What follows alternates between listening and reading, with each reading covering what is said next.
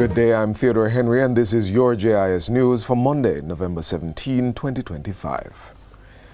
Government is exploring the use of Geographic Information System JIS tagging technology to strengthen ongoing hurricane relief efforts. Prime Minister Dr. Andrew Holness says this will allow the authorities to pinpoint areas of greatest need, monitor the distribution of resources in real time, and ensure that operations are both targeted and transparent. The solution was discussed during a stakeholder meeting held at the Office of Disaster Preparedness and Emergency Management, ODPEM, last week. Prime Minister Holness says it is important for the government to have a full situational awareness of the disaster, adding that any gap in information could lead to bad decisions. Therefore, it is important that there is an entity whose job it is to collect all information in the disaster space, to package it in a way that policymakers can understand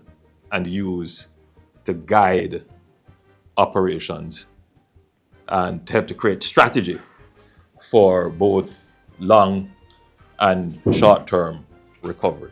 So we should take this opportunity to once and for all build a robust disaster management institution and infrastructure so that we will always have full situational awareness, regardless of the type of disaster that occurs. The Prime Minister points out that almost every entity in government uses geographic information systems in some way, but the challenge is bringing together all the bits and pieces of information to create a full picture of the disaster situation. We need to regularize the zoning of the country into definitive areas that we're all looking at the same map of Jamaica, seeing the same communities, and we are able to mobilize resources more efficiently if we had that in play. Meanwhile, Prime Minister Dr. Andrew Holness is underscoring the importance of collaboration with various stakeholders and partners as the country prepares to transition from immediate relief to the recovery phase. While the need for emergency relief items will continue to exist for a couple of months, the Prime Minister points out that fewer persons will rely on those resources as the focus shifts to housing, temporary shelter, and other recovery needs. So in the second phase of the relief, where we shift out to more of the recovery kind of things, the temporary building, shelter solutions and so forth, we have to have even a much closer collaboration with the government so that we can leverage. Yes. Because we may need people with construction capabilities and skilled laborers, and you may, in your community, you may be able to mobilize material, and the government could support with providing you with the labor to do it. So joint partnerships, I think that is what is going to be important in getting us to a very quick recovery.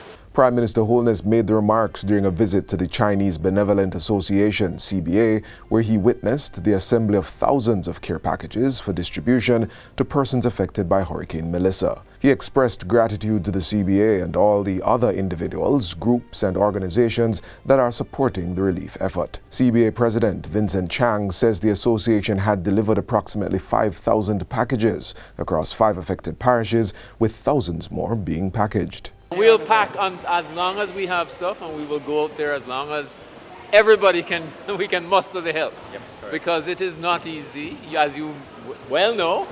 And but it is here. We are part and parcel of this resilient country, because that's how I see Jamaica. Resilient is its name.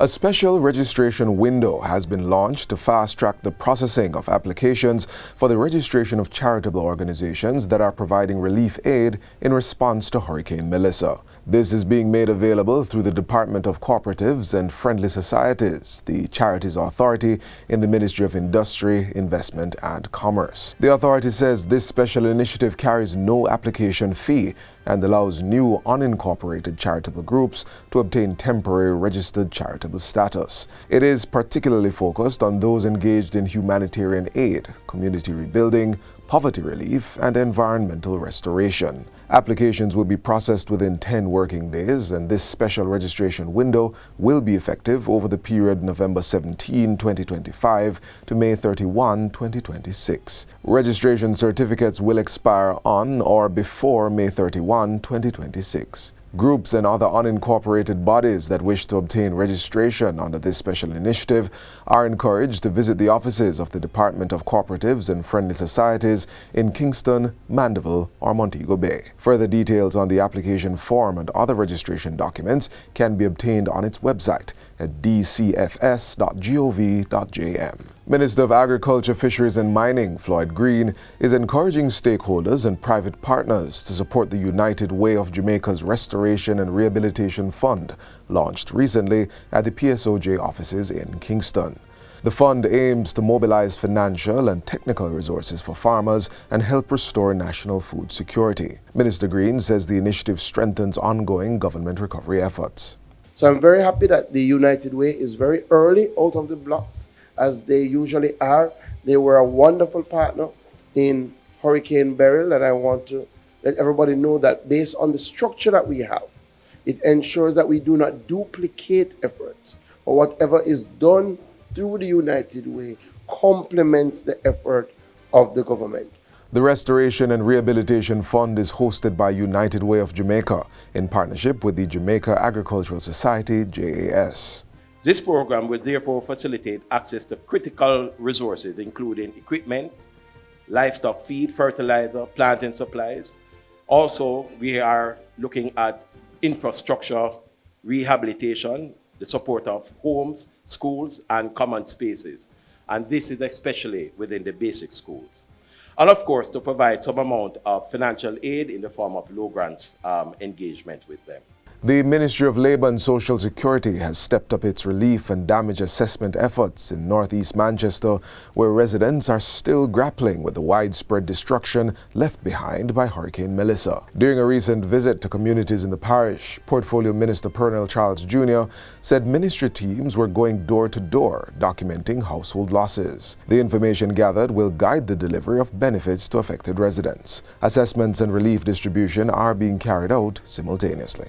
Also distribute relief. So today, as we engaged and assessed, we also distributed some packages, tarpaulin and mattresses. And I must tell you, there's a lot of damage here in Manchester. It's extensive, but we are hitting the work day by day. The minister also expressed appreciation to private sector partners, including Burger King and Popeyes, for providing meals to affected families, along with support from other stakeholders. And we're going to continue our work at the ministry to ensure that no one is left behind. The Ministry of Health and Wellness has set a target to ensure that all Type 3 to 5 health centers are back to providing at least basic services by Friday, November 21. More than 100 health centers sustained damage from the hurricane, while about 7,000 health workers have been impacted. Portfolio Minister Dr. Christopher Tufton says the use of temporary structures or basic rehabilitation works are among the solutions being deployed for facilities that have been badly damaged. 9 primary care support facilities have been these are similar to field hospitals, but they are health centers. We call them Tier 1 health facilities, the field hospitals being Tier 2. Temporary rehabilitation may involve a tarpaulin just to keep the elements out and to restore the staff or at least some basic services in these areas. Where those services don't exist, however, we provide a mobile unit to go into those communities, and that includes doctors, but also a mobile pharmacy. All parishes have activated an enhanced comprehensive vector control program to mitigate any risk of a dengue outbreak. Health and Wellness Minister Dr. Christopher Tufton says this will see the employment of over 700 temporary vector control workers. These workers will assist with mosquito control activities, including fogging, larvicidal and house-to-house search and destroy operations. ULV machines and other fogging equipment have been increased to support UNICEF, which is involved, UNICEF, and over 10,000 Natular tablets and other vector control paraphernalia being distributed to regions.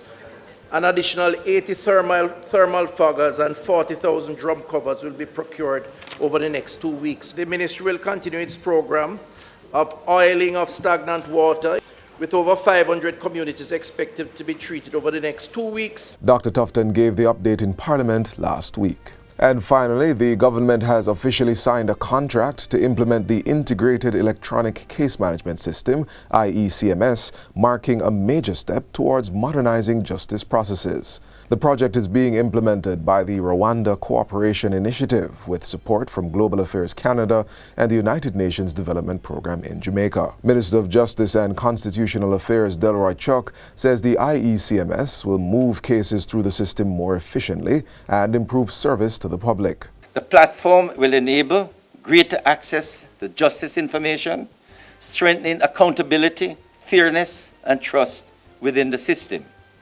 Substantial cost-sharing savings through reduced paper usage, low administrative overheads, and faster processes. The Justice Minister adds that this will support a reduction in case delays and court backlog. The IECMS will serve as a single, seamless digital platform that connects every component of the justice chain, from investigation to prosecution, adjudication, and, if necessary, the correctional management system.